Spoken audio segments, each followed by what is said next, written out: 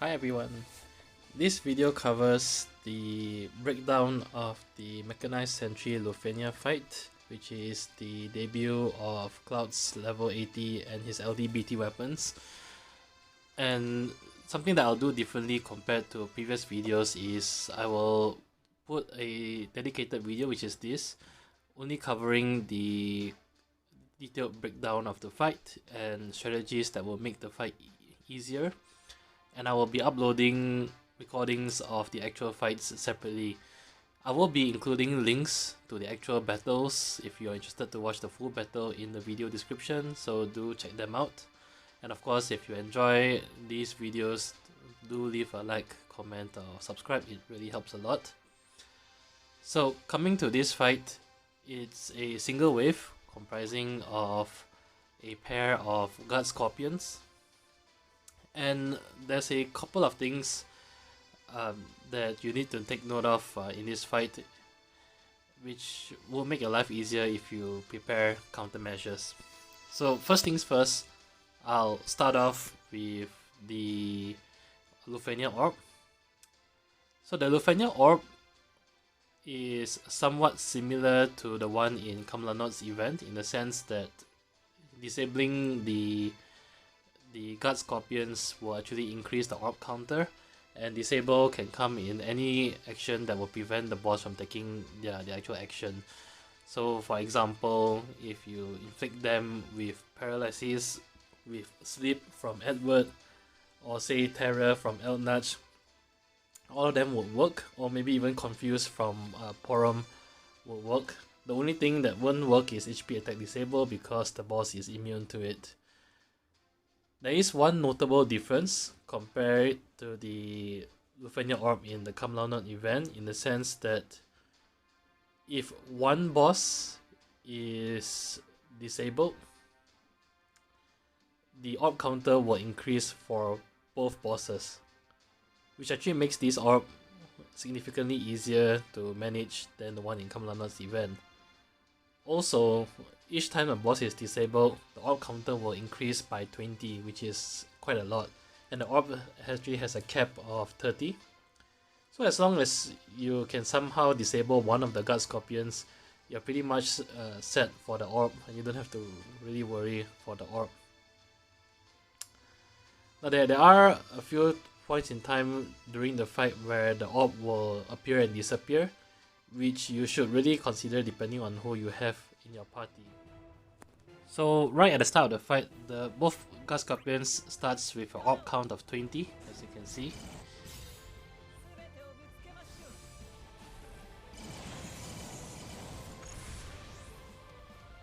So as you can see from here, once any guard scorpion hits 79% the first time, as in guard scorpion A here, the orb count will disappear. You do see a blue aura, and I'll touch on more on the blue aura later. So the first phase of the fight, you need to bring the boss down to 79% before the orb expires, and you can actually disable the bosses to increase orb counter on both guard scorpions at the same time. Okay, from 79% to 59%, you have an orb free phase, and as you can see here, once the guard scorpion hits 59% the first time, the orb will reappear again, this time with an orb count of 18.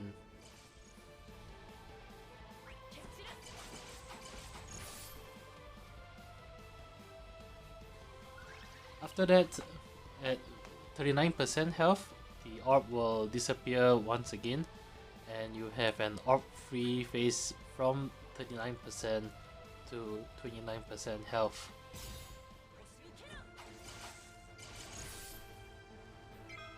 Now once the boss hits 29% health the first time, the orb will reappear the last time, this time with a count of 17, and will remain until the boss is dead at 0%. Also, when the boss hits 29%, you also see a prompt that the boss will start repairing themselves, called auto repair. This means that anytime the boss takes a turn from 29% health onwards, they will actually regen their HP each turn. So the last 29%, you really don't want them to get as many turns as possible, otherwise it will make the turn requirement very difficult to meet. Now coming to disabling the boss and increasing the orb counter here. So here's a good example. You can see Guard Scorpion A is paralyzed, and even though only Guard Scorpion A was disabled, the orb counter increased by 20 on both the Guard Scorpions here. So in essence, the disabling isn't as tight as Kamla Notes 1, and you can just bring a single target disabler to actually achieve the objective of disabling the entire Lufenia orb. Okay, the second mechanic that I want to quickly touch on is their blue aura, so-called field generator, which provides them a brave shield very similar to the one that Warrior of Light can provide, except that this comes in the form of an aura, so it's not dispellable. It's not that strong, it's roughly about 25,000 bravery points total, so you can just easily power through and break the shields. You do need to quickly break it before they get their turn, because when the blue aura is up and they get a turn, they do regenerate HP. And considering that this fight has a turn count of 90, the more HP that you allow them to regen each time, the longer it takes to kill them off, which makes it more difficult both in terms of the turn requirement and also the sense that you have to deal with more recast abilities because they last longer in the field. Okay, there are twice in the fight where they will gain the field generator brave shield. The first is when they hit 79%, and you can see from the prompt here they get a field generator, and you can see this bluish or blue-purple aura surrounding them. So at this point you need to break them before they get their next turn, otherwise they will start regening HP each time they get their turn. Okay, the second time the field generator appears is when they hit 49%. So same thing here, you want to quickly break through their brave shield before they get their next turn, otherwise they start regening HP. Okay, the third and final thing I want to quickly touch on very briefly is their recast ability. So on first glance in the description in the game, it seems pretty straightforward as a group magic brave into HP attack. What the game doesn't tell you though is when the boss first gets a full recast bar, it will automatically battery itself for 99,999 brave, which essentially means on its next turn when it uses its recast ability, you will have to soak up 100,000 worth of HP damage, which more or less will kill your entire party. There are some ways to get around this. First of all, if you actually disable the boss, on the turn that it does its recast attack, if the boss is not able to fire off its recast ability because of any disable, any bravery it has will be drained down to 0 automatically. Another way to deal with this is to employ gravity brave shavers. So for example, Edward or Ambident Alliance LD will gravity shave down to 0. Sephiroth's EX will also gravity shave down to 0, so you can actually do that to bypass a very devastating recast ability. Do take note though that even if you shave them down to 0, or you disable them, they will still eventually let off their recast ability, which even without any prior brave still hurts quite a bit because it is a bravery into HP attack. So coming to the strategy and party composition here, if you consider the mechanics that the boss has, which is their Lufenia orb and especially their recast ability, the most straightforward and probably bordering on cheesy strategy is to actually just employ turn deletion and delay strategies here. For one thing, if you actually delete and delay their turns, you can actually kill off the bosses before they even get their full recast bar. And another good reason behind turn deletion is that the bosses do not have any form of this debuff cleansing except when it reaches a full recast bar, which means that if you actually deny them their turns and they are not able to charge their recast bar, any debuff will last the entire battle on the boss, which is actually huge considering broken debuffs such as Kurasame's Hero, which provides a 30% HP damage up, for example. However, of course, if you consider the Lufenia orb will eventually tick down to 0 if you don't allow them to get a turn and disable them.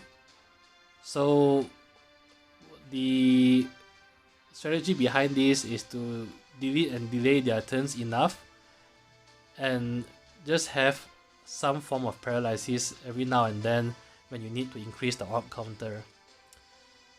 As I've shown previously, there are 3 phases in the fight where the boss will have a Lufenia orb. So the first is from 100 to 80%, and then the next is from 49 to 39%, and then finally from 29% to 0, which also means that if you just delete their turns and delay them in between, and during the Lufenia orb allow one of the bosses to get a turn where it is disabled, you will then be able to increase the orb counter by 20 for both bosses and complete the fight that way.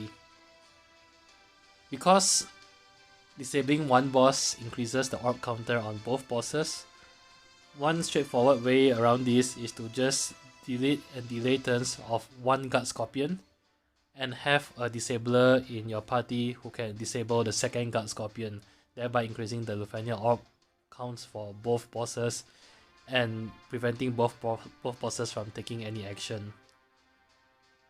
Very notably also, and I will provide the link in the video description, you can employ a full cheese method comprising of 2 immediate lions and just delete their turns to oblivion from the start of the fight.